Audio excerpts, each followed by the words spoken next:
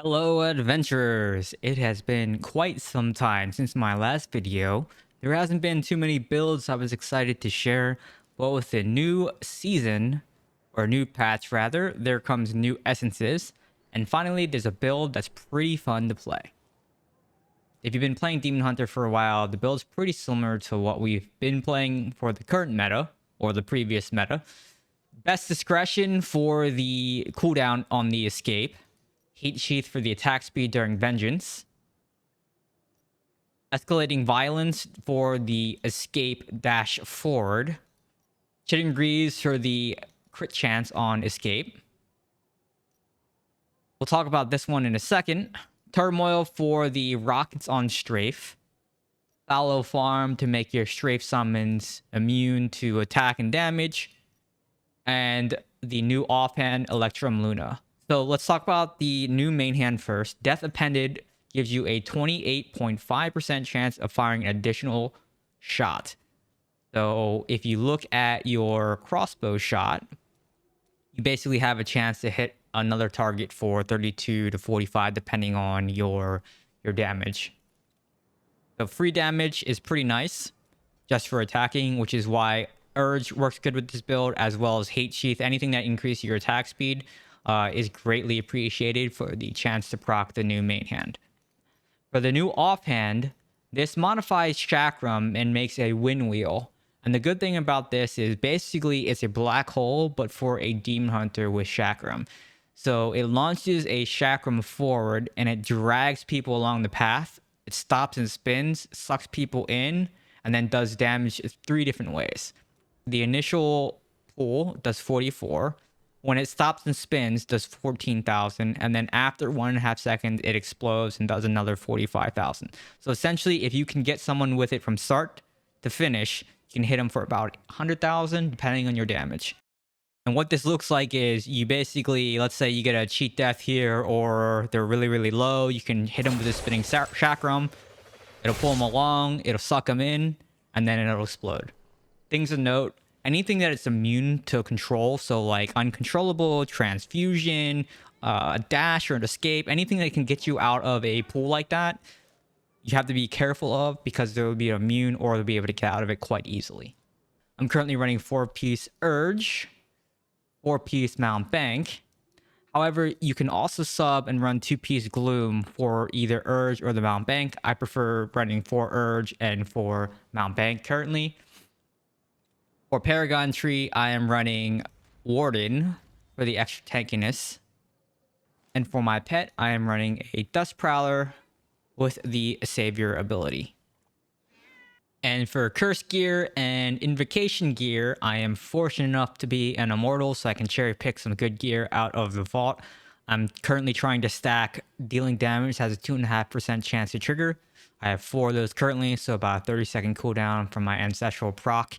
I could run 5, but then I'd be losing these 1700 combat rating pants, which I didn't want to nerf myself too much. As far as the curse gear goes, I'm running Wired currently.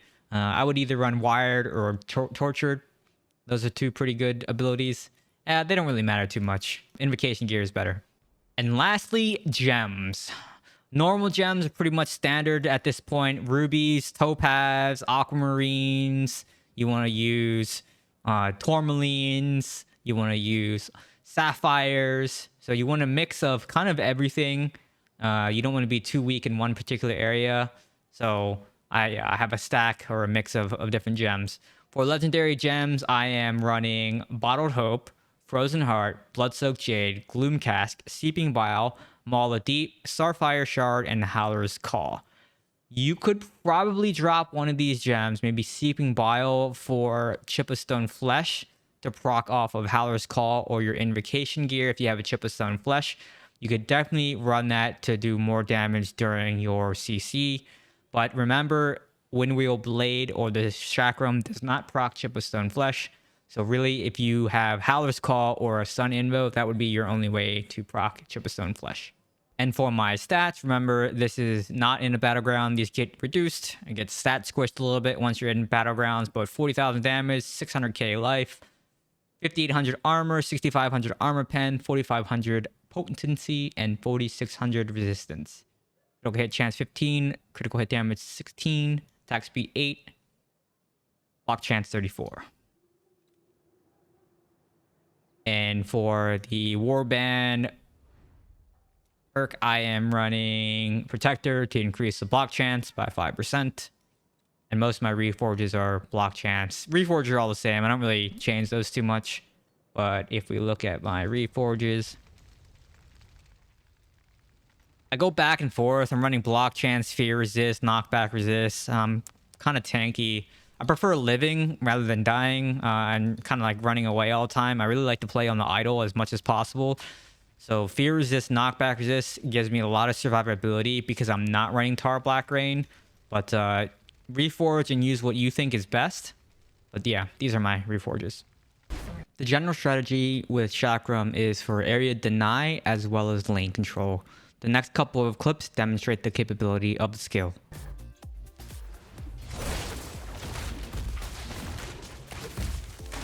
Here I use chakram to pull an enemy off the idol. Here I'm fighting a necro. We'll play the clip at full speed, rewind it, and slow it down for analysis.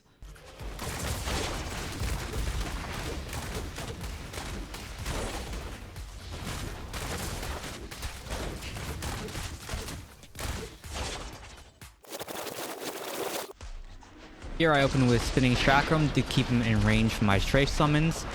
I get his borrowed time proc here. I use another chakram to keep him in place.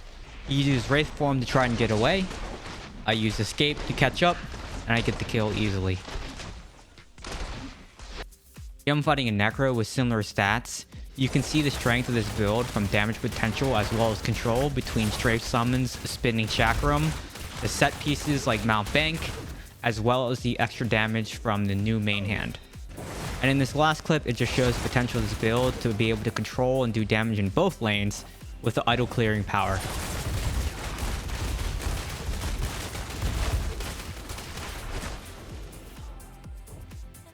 And my final thoughts about this build as a controlled demon hunter, because I like to play that playstyle, I think this really supplements or helps give idle stopping power, lane control, as well as assisting your team with kills and not just doing damage. So I think a lot of people will start to use this build. I remember the very first day, as soon as people saw this build, they were starting to use the same thing.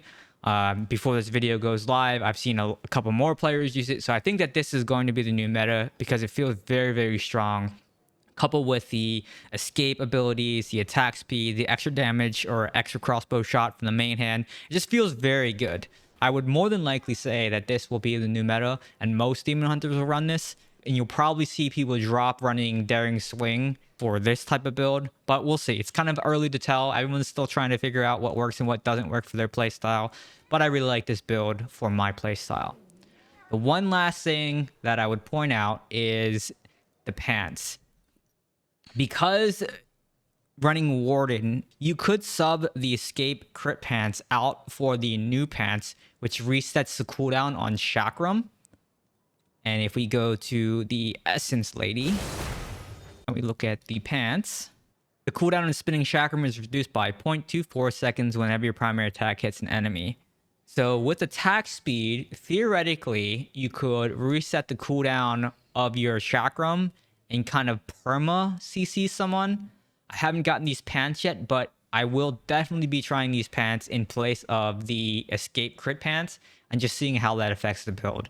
But I wanted to get this video out because not a lot of people have been talking about the Demon Hunter stuff yet. So also, I haven't uploaded for a long time. So for those reasons, this build's kind of out earlier than expected because I didn't get the pants yet. But I will definitely be trying these pants. Let me know down in the comments what you guys think about the build, which pants you're going to be using. Are you using a new main hand and a new offhand? What have you guys seen in your battlegrounds and the meta on your servers? I'm curious to know kind of what the other demon hunters are doing. So anyways, thanks everyone for watching. We will close with a little montage of the build in action. Thanks for watching, everyone. See you in the next one. Goodbye.